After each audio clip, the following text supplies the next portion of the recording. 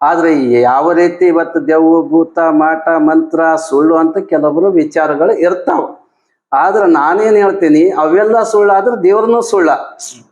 ಆ ಸ್ಥಿತಿಯೊಳಗೆ ನನ್ನನ್ನು ಹೊಟ್ಟಿ ಮ್ಯಾಗ ಸುಟ್ಟಾರ. ಈಗ ನೀವು ನೋಡಬಹುದು, ಪೀಡಿಸದ ಅಂತ ಬೆಂದಿನೊಳಗೆ ಅಲ್ಲಿ ಸುಟ್ರು. ಅವೆಲ್ಲ ಆದ್ರೂ ಕೂಡ ಕೊಲ್ಲಾಪುರದ ಮಹಾಲಕ್ಷ್ಮಿ ನಾನಿದ್ದೀನಿ, ನೀವು ಇಂಥ ಜಾಗದೊಳಗೆ ಸೇವಾ ಮಾಡ್ಕೊಂಡು ಹೋಗಬೇಕು.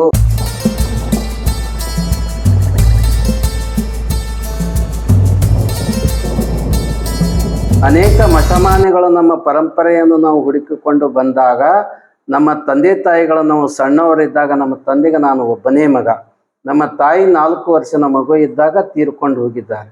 ನಮ್ಮ ಸೋದರ ಮಾವ ಸರಡಿಗೆಯ ಪೊಲೀಸ್ ಪಾಟೀಲ್ ಮನೆ ತಂದವರಾದಂಥ ಶಿವಲಿಂಗಪ್ಪ ಪೊಲೀಸ್ ಪಾಟೀಲ್ ಆಗಲಿ, ನಮ್ಮ ಅತ್ತೆಯವರಾದಂಥ ಸಂಗಮ್ಮ ಪಾಟೀಲ್ ಶಿವಲಿಂಗಪ್ಪ ಪಾಟೀಲ್ ಅವರಲ್ಲಿ ನನ್ನನ್ನು ರಕ್ಷಣೆ ಮಾಡಿದ್ದಾರೆ. ಆಧ್ಯಾತ್ಮಿಕ ನಮ್ಮ ಒಲವು ಆದಾಗ ಮಹಾತಾಯಿ ಆಶೀರ್ವಾದದಿಂದ ಅವೆಲ್ಲವನ್ನೂ ತ್ಯಾಗ ಮಾಡಿ, ಒಂದು ನಮಗೂ ಮಗು ಕೂಡ ಇದೆ. ಅವರ ನಮ್ಮ ಧರ್ಮ ಪತ್ನಿ ಆದಂಥ ನಮ್ಮ ಪಾಟೀಲ್ ಮನೆ ತಂದವರು ನಾನು ಸಣ್ಣವರಿದ್ದಾಗ ಲಗ್ನ ಮಾಡಿದ್ದಾರೆ. ಲಗ್ನ ಮಾಡಿ ಒಂದು ಹೆಣ್ಣುಮಗಳಿಗೆ ಜನ್ಮ ಕೂಡ ನಾವು ಕೊಟ್ಟಿದ್ದೇವೆ.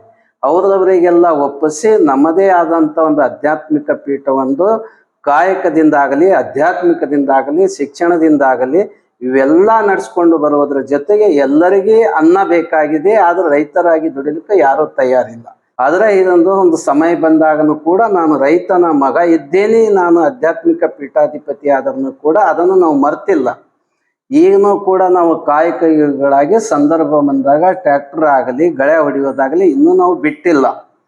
ಇದರಿಂದ ಇರತಕ್ಕಂಥ ಅನ್ನದಾಸೋಹಕ್ಕೂ ಆಸರೆ ಆಗೋದ್ರ ಜೊತೆಗೆ ಇದನ್ನು ನಾವು ಮಾಡಿದ್ದು ಮಾತಾಡೋದಕ್ಕಿಂತ ನಾವು ಮಾಡಿದ್ದು ತೋರಿಸಿದ್ದಾದ್ರ ಇನ್ನೊಬ್ಬರಿಗೆ ಮಾರ್ಗದರ್ಶನ ಹೇಳಲಿಕ್ಕೂ ಸಾಧ್ಯ ಆಗ್ತದ, ಇನ್ನೊಬ್ಬರಿಗೆ ಹಾದಿ ಕೂಡ ಜೀವನಕ್ಕೆ ಅನುಕೂಲ ಮಾಡಕ್ಕೆ ಸಾಧ್ಯ ಆಗ್ತದೆ. ಭಕ್ತರದಿಂದ ದೇಣಿಗೆ ತಗೊಂಡು ನಾವು ಮೆರೆಯೋದಕ್ಕೆಲ್ಲ ಹುಟ್ಟಿದ್ದು. ಇನ್ನೊಬ್ಬರ ಕಾಣಿಕೆ ಸಮಾಜಕ್ಕೆ ಒಳಿತಾಗಬೇಕು, ಸುಖ ಆಗಬೇಕು, ಅನುಕೂಲ ಆಗಬೇಕು, ಕೊಡುಗೆ ಆಗಬೇಕು. ಆ ರೈತನ ಜೊತೆಗೂ ಕೂಡ ಗೋಮಾತೆ ಅಂತ ಎಲ್ಲರೂ ವೇದಿಕೆ ಮೇಲೆ ಹೇಳುವುದೇ ಕಲ್ತಿದ್ದೇವೆ. ಎಲ್ಲರೂ ಇವತ್ತು ಕಸಾಯಿಖಾನೆಗೆ ಕಳಿಸಬಾರ್ದು ಅಂತ ಹೇಳ್ತೀವಿ. ರೈತನು ತಾನು ಕಷ್ಟದಲ್ಲಿ ಇದ್ದಾಗ, ಬದುಕೋದೇ ಕಠಿಣ ಆದಾಗ ಗೋರಕ್ಷಣೆ ಆತ ಹೆಂಗೆ ಮಾಡಬೇಕು? ಸರ್ಕಾರನೂ ಹೇಳ್ತದೆ, ಪಕ್ಷನೂ ಹೇಳ್ತದೆ, ವ್ಯಕ್ತಿಗಳನ್ನು ಹೇಳ್ತಾರೆ, ಮಠಾಧೀಶರನ್ನು ಹೇಳ್ತಾರೆ. ಸಂರಕ್ಷಣೆ ಮಾಡುವರೆ ಯಾರು? ಆ ಒಂದು ಪ್ರಶ್ನೆ ಏನು ಅಂತಂದ್ರೆ, ಮೊದಲು ಮಠಾಧೀಶರೇ ತಾವೇನಪ್ಪ ಅಂದ್ರೆ ಗೋರಕ್ಷಣೆ ಮಾಡಬೇಕು. ಮಠದೊಳಗೆ ನಾವು ಏನಪ್ಪ ಅಂದ್ರೆ ಡೈರಿಯಿಂದ ಹಾಲು ತರುವಾಗ ಇನ್ನೊಬ್ಬರಿಗೆ ಏನು ಹೇಳಲಿಕ್ಕೆ ಸಾಧ್ಯ? ಅಂಥ ರೀತಿಯೊಳಗೆ ನಾವು ಅದು ಯೋಜನೆ ಕೂಡ ಕಾರ್ಯರೂಪದೊಳಗೆ ತಂದ್ರೂ ಕೂಡ ಪರಿಪೂರ್ಣ ಒಂದು ಹಂತಕ್ಕೆ ಬಂದು ನೋಡುವಂಥ ಇನ್ನೂ ಸ್ಥಿತಿಯೊಳಗೆ ನಮಗೆ ಜಾಗ ಇದ್ದಿದ್ದಿಲ್ಲ. ಮಠ ಯಾರ್ಯಾರು ಹೇಳೋರು ಏನೇ ಹೇಳಲಿ, ಆದ್ರೆ ಯಾವಾಗ ವರ್ಣನೆ ಮಾಡೋರು ಇದ್ದಾರೆ ಅಂದ ಬಳಿಕ ನಿಂದನೆ ಮಾಡೋರ್ನು ಕೂಡ ಇದ್ದೇ ಇರ್ತಾರೆ.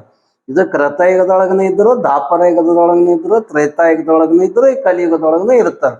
ಎಲ್ಲಿಯ ತನಕ ಸೂರ್ಯ ಚಂದ್ರ ಇರ್ತದೋ, ಪೃಥ್ವಿ ಇರ್ತದೋ, ಮಾನವ ಜನಾಂಗ ಇರ್ತದೋ, ಅಲ್ಲಿಯ ತನಕ ವರ್ಣನೆ ಸಂಗಡಂತೂ ನಿಂದ ಇದ್ದೇ ಇರ್ತದೆ.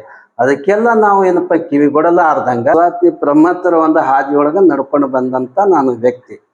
ಪೂಜೆ ಪಾಠಗಳ ಸಂಪ್ರದಾಯ ಇದ್ದರ್ನೂ ಕೂಡ ಬಡವರಗ ಕಾಯಕದಿಂದ ಭಕ್ತಿಯಿಂದ ಮಾತ್ರ ಭಗವಂತ ಅನ್ನತಕ್ಕಂಥ ಭಾವನೆ ಉಳತಕ್ಕಂಥವನು. ನಾನು ಮೊದಲ ಯಥಾರೀತಿ ಸಣ್ಣವನಿದ್ದಾಗ, ನಾನು ವೈಚಾರಿಕತೆಯೊಳಗಿದ್ದಾಗ ಈ 10th ಮುಗಿದೊಳಗೆ PUC ಸೈನ್ಸ್ ಮಾಡ್ಬೇಕಂತ ಆಲೋಚನೆ ಇತ್ತು. ಆದರೆ ಯಾವ ರೀತಿ ಇವತ್ತು ದೆವ್ವ ಭೂತ ಮಾಟ ಮಂತ್ರ ಸುಳ್ಳು ಅಂತ ಕೆಲವೊಬ್ರು ವಿಚಾರಗಳು ಇರ್ತಾವ. ಆದ್ರೆ ನಾನೇನು ಹೇಳ್ತೀನಿ, ಅವೆಲ್ಲ ಸುಳ್ಳಾದ್ರೆ ದೇವ್ರನ್ನೂ ಸುಳ್ಳ. ಭಕ್ತ ಸುಳ್ಳಾದ್ರೆ ಶಕ್ತಿ ಸುಳ್ಳ, ಶಕ್ತಿ ಸುಳ್ಳಾದ್ರೆ ಭಕ್ತ ಸುಳ್ಳ. ಈ ರೀತಿ ನಾನು ಚರ್ಚಾ ಭವನದೊಳಗೆ ನನ್ನದೇ ಆದಂಥ ಒಂದು ವ್ಯವಸ್ಥೆ. ಮೊದಲು ನಾನು ಕೂಡ ವೈಚಾರಿಕತೆಯಿಂದ ದೇವರಿದ್ದಾನೆ. ಆದ್ರೆ ಮಠಮಾನ್ಯಗಳು ಕೂಡ ಯಾಕೆ ಆಗಿವೆ ಅಂತಂದ್ರೆ, ಪ್ರತಿಯೊಂದು ಗ್ರಾಮದೊಳಗೂ ಕೂಡ ಕೋರ್ಟು ಕಚೇರಿಗಳನ್ನು ಇದ್ದಿದ್ದಿಲ್ಲ. ಕೆಲವೊಬ್ಬರಿಗೆ ಈಗ ಸುಮಾರಾಗಿ ಸ್ವಾಮಿ ವಿವೇಕಾನಂದರಿಗೆ ರಾಮಕೃಷ್ಣ ಪರಮಹಂಸರದಿಂದ ಆಶೀರ್ವಾದ ಆಯಿತು ಅಂತ ಹೇಳ್ತಾರೆ. ರಾಮಕೃಷ್ಣ ಪರಮಹಂಸರಿಗೆ ನೇರವಾಗಿ ತಾಯಿ ಅಥವಾ ದೇವಿ ಆಶೀರ್ವಾದ ಆಯ್ತು ಅಂತ ನಮ್ಮ ಇತಿಹಾಸದಿಂದ ನಾವು ನೋಡಿಲ್ಲ. ಸ್ವಾಮಿ ವಿವೇಕಾನಂದರಿಗೆ ನೋಡಿಲ್ಲ, ರಾಮಕೃಷ್ಣ ಪರಮಹಂಸರಿಗೇನು ನೋಡಿಲ್ಲ. ಆದ್ರೆ ಆಯಿತು ಅಂತ ಇತಿಹಾಸದಿಂದ ಇವತ್ತು ವೈಜ್ಞಾನಿಕವಾಗಿ ಆಗಲಿ, ಆಧ್ಯಾತ್ಮಿಕವಾಗಿ ರಾಮಕೃಷ್ಣ ಪರಮಹಂಸರಕ್ಕಿಂತಲೂ ಸ್ವಾಮಿ ವಿವೇಕಾನಂದರ ಸರ್ಕಾರ ಕೂಡ ಒಪ್ತದ, ಕಾನೂನು ಕೂಡ ಒಪ್ತದ, ವೈಚಾರಿಕತೆ ಕೂಡ ಒಪ್ತದ, ಆಧ್ಯಾತ್ಮಿಕ ಕೂಡ ಒಪ್ತದ. ಶ್ರೀನಿವಾಸ ಅಡಿಗೆ ಒಳಗ ಪೌರಾಣಿಕ ಇರ್ತಕ್ಕಂಥ ಶ್ರೀನಿವಾಸ ಕಲ್ಯಾಣ ಅನ್ನತಕ್ಕಂಥ ಒಂದು ಪುರಾಣ ಅದ. ಆ ಪುರಾಣದೊಳಗ ಏನು ಹೇಳ್ತದ ಅಂತಂದ್ರ, ತಿರುಪತಿಯ ಸಪ್ತಗಿರಿಯಿಂದ 7 ಗುಡ್ಡದಿಂದ ಕೊಲ್ಲಾಪುರದ ಮಹಾಲಕ್ಷ್ಮಿ ರಾಮ ಅವತಾರದೊಳಗಿದ್ದಾಗ ಸೀತೆಯನ್ನು ರಾವಣನನ್ನು ಅಪಹರಿಸಿಕೊಂಡು ಹೋದಾಗ ಪದ್ಮಾವತಿ ರಕ್ಷಣೆ ಮಾಡಿ ಅಗ್ನಿ ದೇವತೆಗೆ ಆಹುತಿಯಾಗಿ ಅಗ್ನಿಯಿಂದ ರಕ್ಷಣೆಯಾದಂಥ ಸೀತೆ ಪದ್ಮಾವತಿಗೆ ಲಗ್ನ ಮಾಡಕ್ಕೋ ಅಕ್ಕಿನಿಂದ ಅಗ್ನಿ ದೇವತಿನಂದು ರಕ್ಷಣೆ ಆಯ್ತು ರಾಮಗಂದಾಗ ರಾಮ ಹೇಳ್ತಾನ, ನಾನು ಈಗ ಏಕಸತಿ ಬರ್ತಾ ಇದ್ದೀನಿ, ಮುಂದೆ ನೀನು ಕೊಲ್ಲಾಪುರದ ಮಹಾಲಕ್ಷ್ಮಿಯಾಗಿ ಹುಟ್ಟಿ ನಾನಿರ್ತಕ್ಕಂಥ ಮಹಾಲಕ್ಷ್ಮಿಯ ಜೊತೆಗೆ ವಿಷ್ಣು ಆಗಿ ಹುಟ್ಟಿ ಬಂದಾಗ ಏಕಸತಿವ್ರತ ಇಟ್ಟು ದೇವ ಇರ್ತಕ್ಕಂಥ ಸತಿವ್ರತದೊಳಗ ನಿನ್ನ ಮಾತು ನಡೆಸಿಕೊಡ್ತೀನಿ ಅಂತ ಪುರಾಣ ಹೇಳ್ತದೆ. ಅಂತ ಕಾರಣದಿಂದ ಶ್ರೀನಿವಾಸ ಮತ್ತು ಲಕ್ಷ್ಮಿಯ ಕದನ ಜಗಳ ನಿಮಿತ್ತವಾಗಿ ಶೆಟಗೊಂಡು ಕೊಲ್ಲಾಪುರಕ್ಕೆ ಹೋಗುವಾಗ ಸಪ್ತಗಿರಿಯಿಂದ 7 ಗುಡ್ಡದಿಂದ ತಿರುಪತಿಯಿಂದ ವಾಸ ಆತಂತ ಆ ಲಕ್ಷ್ಮೀ ಜೋಡಿಯಿಂದ ಇದ್ದವರು ಕೊಲ್ಲಾಪುರಕ್ಕೆ ಹೋಗೋ ಮುಂದ ಕರ್ನಾಟಕದೊಳಗ ನಮ್ಮ ಮಾವನವರ ಹೊಲದೊಳಗ ಮಹಾಲಕ್ಷ್ಮಿ ಅಂತೇಳಿಸಿಂದ ಪುರಾತನ ಕಾಲದಿಂದ ಒಂದು ನೀರಿನ ದಡದ ಮೇಲೆ ಲಕ್ಷ್ಮೀ ಗುಡಿ ಅದ. ಆ ಲಕ್ಷ್ಮೀ ಗುಡಿ ಹತ್ತಿರ ನಾನು ಸದಾ ಏನ್ ಮಾಡ್ತಾ ಇದ್ದಿದ್ದಪ್ಪ ಅಂತಂದ್ರೆ, ಈ ಜೋಳದ ರಾಶಿ ಮತ್ತೊಂದು ರಾಶಿ ಆಗುವಾಗ ಮದನ ಇರ್ತಕ್ಕಂಥ ನಮ್ಮ ರೈತರ ಸಂಪ್ರದಾಯ, ಅಂತ ಸಂಪ್ರದಾಯದೊಳಗ ನಮ್ಮ ಮಾವನವರೊಳಗೆ ನಾನೇ ಅದನ್ನು ಸೇವಾ ಮಾಡ್ಕೊಂಡು ಬರ್ತೀನಿ. ಅದನ್ನು ಸೇವಾ ಮಾಡ್ಕೋತ ಯಾವುದೇ ಒಂದು ಅಲಂಕಾರ ಕಂಡಾಗ ಮನುಷ್ಯ ಮಗ್ನನಾಗ್ತಾನೋ ಹಂಗ ನಾನು ಪೂಜಾ ಮಾಡಿ ಆ ಮಗ್ನ ಇಡುವಾಗ ಮಗ್ನ ಆಗಿಬಿಡ್ತಿದ್ದ. ಆ ಮಗ್ನದ ಇನ್ನೊಂದೇ ಅರ್ಥ ಏನಂದ್ರೆ ಸಮಾಧಿ ಅಂತ ಹೇಳ್ತಾರೆ. ಸಮಾಧಿ ಅಂದ್ರೆ ತನ್ನ ಶರೀರ ತಾನು ಅರು ಇಲ್ಲದೆ ಅಕ್ಕಪಕ್ಕದೊಳಗೆ ಯಾವುದೋ ಬಂದು ಈಗ ಒಂದು ಶಿಕ್ಷಣ ಕಲಿತಕ್ಕಂಥ ಒಂದು ವಿದ್ಯಾರ್ಥಿ ಬರೆಯಲಿಕ್ಕೆ ತೊಡಗಿದಾಗ ಓದಲಿಕ್ಕೆ ತೊಡಗಿದಾಗ ಪೂರ್ತಿ ಮಗನನಾದನಂತಂದ್ರೆ ಇನ್ನೊಬ್ಬರು ಬಂದಿದ್ನ ಆತನಿಗೆ ಕಾಣುವುದಿಲ್ಲ. ಈ ರೂಢಿ ಭಾಷೆದೊಳಗ ಅಪ್ಪರ ಮುತ್ತನಿಗೆ ದೇವಿ ಬರ್ತಾಳ ಅನ್ನುವ ಶಬ್ದ ಬೇರೆ, ಅದು ರೂಢಿ ಭಾಷೆ. ಆದ್ರ ಸಮಾಧಿ ಸ್ಥಿತಿಯೊಳಗ ಮಗ್ನ ಆಗುವಂತ ರೀತಿಯೊಳಗೆ ನಾನು ಆಸಕ್ತಿ ಆಗಲಿಕ್ಕೆ ಹೋದ, ವೈಚಾರಿಕತೆ ವ್ಯಕ್ತಿ ಇದ್ರೂ ಕೂಡ ಆಸಕ್ತಿ ಆಗಲಿಕ್ಕೆ ಹೋದ. ಮುಂದೊಂದು ದಿನ ಅನೇಕ ಸರ್ಪ ಅಥವಾ ಕಂಟಿ ಕಂಬ್ರಿ ಭಯ ಇಲ್ಲದಂಗ ಏಕಾಗ್ರತೆ ಬರ್ಲಿಕ್ಕೆ ಶುರು ಆಯ್ತು ನನಗೆ. ಏನು, ಜನ ಬೇಡ, ಮನ ಬೇಡ, ಸಂಸಾರ ಬೇಡ, ಹೆಂಡರು ಬೇಡ, ಮಕ್ಕಳು ಬೇಡ, ಬೀಗರು ಬೇಡ, ನೆಂಟರು ಬೇಡ ಅನ್ನತಕ್ಕಂಥ ಮನೋಭಾವನೆ ಶುರು ಆಯ್ತು ನನಗೆ. ಮನೋಭಾವನೆ ಶುರು ಆದಾಗ ನಾನು ಮಾನಸಿಕ ಸ್ಥಿತಿಗೆ ಹೋಗಿಬಿಟ್ಟ. ನಾನೇನಾದ ಮಾನಸಿಕ ಸ್ಥಿತಿಗೆ ಹೋದಾಗ ಅನೇಕ ವೈದ್ಯರನ್ನು ತೋರಿಸ್ತರು. ಅನೇಕ ವೈದ್ಯರನ್ನು ತೋರಿಸ್ತರು ಕೂಡ ಯಾರು ದೇವ್ ಬಡ್ಕೊಂಡದ ಅಂತ ಹೇಳಿದ್ರು, ಯಾರು ಮಾಟ ಮಂತ್ರ ಬಡದ್ರು. ನಾನು ಹುಚ್ಚ ಮಾನಸಿಕ ಅಂತ ನಿಮ್ಮ ಶುದ್ಧ ಭಾಷೆ ಒಳಗ, ಹಳ್ಳಿಯ ಒಂದು ಗ್ರಾಮೀಣ ರೂಢಿ ಭಾಷೆದೊಳಗ ಹುಚ್ಚಾದ ಸ್ಥಿತಿ ಒಳಗೆ ಎಲ್ಲೆಲ್ಲೇ ಕರ್ಕೊಂಡೋಗಿ ಮಾಟ ಹೇಳಿದ್ರು, ಮಂತ್ರ ಹೇಳಿದ್ರು, ದೆವ್ವ ಬಡ್ದದ ಅಂತ ಹೇಳಿದ್ರು.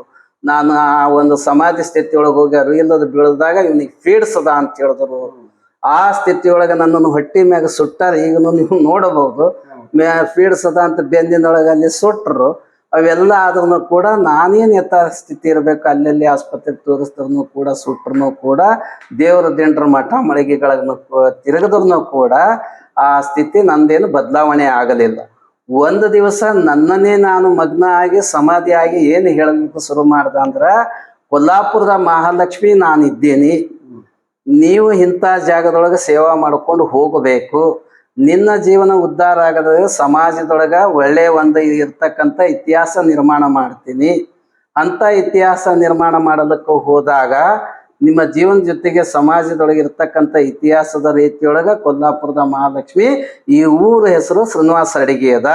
ಶ್ರೀನಿವಾಸ ಇದ್ದಾನ, ಲಕ್ಷ್ಮಿ ಇದ್ದಾನ. ಬರೇ ಶ್ರೀನಿವಾಸ ಅಡಿಗೆ ಅಂತ ಊರ ಹೆಸರು ಅಷ್ಟೇ ಉಳಿದದ. ಇಲ್ಲಿ ಲಕ್ಷ್ಮಿ ಇದ್ದಿದ್ದು ಗೊತ್ತಿಲ್ಲ, ಶ್ರೀನಿವಾಸದ ಪ್ರಜ್ವಲಿತ ಇದ್ದಿದ್ದು ಗೊತ್ತಿಲ್ಲ. ಇಲ್ಲಿ ಸಪ್ತ ತೀರ್ಥಗಳನ್ನು ಕೂಡ ಅವ. ಇಲ್ಲಿ ಶ್ರೀನಿವಾಸ ಅಡಿಗೆ ಒಳಗೆ ಸಪ್ತ ತೀರ್ಥನು ಕೂಡ ಈಗ ಅನೇಕ ತೀರ್ಥಗಳು ಯಥಾ ರೀತಿ ಸಮಾಜ ಬೆಳೆದಂಗ, ಊರು ಬೆಳೆದಂಗ, ಹೊಲಗಳ ತುಂಡ ಆದಂಗ ಮುಚ್ಚಿಬಿಟ್ಟಾರ. ಆದ್ರೆ ಅವು ಜಗಗಳ ಎಲ್ಲರೂ ಹೇಳ್ತಾರೆ, ನೋಡಿದವರೆಲ್ಲ ಇಲ್ಲಿ ತೀರ್ಥಗೊಂಡ ಇತ್ತು, ಇದಕ್ಕೆ ದೇವ್ರ ಬಾಯಿ ಅಂತಿರು, ಇದಕ್ಕೂ ವಕ್ರಾಣಿ ಅಂತಿರು, ಇದಕ್ಕೇನಪ್ಪ ಅಂದ್ರೆ ನೀರಿನ ಬಾವಿ ತೀರ್ಥ ಅಂತಿರು, ಇದು ಸ್ನಾನ ಕುಂಡಲ ಅಂತಿರು, ಹಿಂಗೆಲ್ಲ ಈಗಲೂ ಹೇಳ್ತಾರೆ. ಸಪ್ತ ತೀರ್ಥಗಳು ಇನ್ನೂ ಆ ಜಾಗ ಮುಚ್ಚಿದ್ರೂ ಕೂಡ ಇನ್ನೊಂದೆರಡು ಅವ ಎಲ್ಲರೂ ಹೇಳ್ತಾರೆ. ಹಿರಿಯರಿಗೆ ಸದ್ಯಕ್ಕಿದ್ದವರೆಲ್ಲ ಹೇಳ್ತಾರೆ.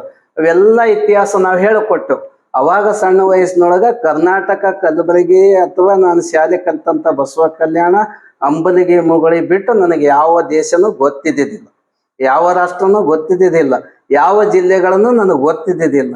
ನನ್ನ ಅತ್ತೆಯೋ ಮಾವೋ, ನನ್ನ ಬದುಕೋ, ಶಿಕ್ಷಣ, ನನ್ನ ಜೀವನ, ನನ್ನ ಕೃಷಿಯು, ಇದನ್ನು ಬಿಟ್ಟು ಮತ್ತೊಂದು ಅನುಭವ ನನಗಿದ್ದಿಲ್ಲ. ಅನುಭವ ಇರಲಾರ್ದೆ ಇವತ್ತಿನ ದಿವಸ ನಿಮ್ಮ ಸಂಗಡ ಇಷ್ಟೊಂದು ಮಾತಾಡೋದಕ್ಕೆ ಶಕ್ತಿ ಯಾರು ಕೊಟ್ಟಾಳ ಅಂದ್ರೆ ನಿಮಿತ್ತ ನಾನಾದರೂ ನನ್ನ ಹಿಂದೆ ತಾಯಿ ಹಳ ಅನ್ನತಕ್ಕಂಥದ್ದು ಒಂದು ಭಾವನೆ ನನಗದ. ಇಷ್ಟೆಲ್ಲ ಹೇಳಬೇಕಾದ್ರೆ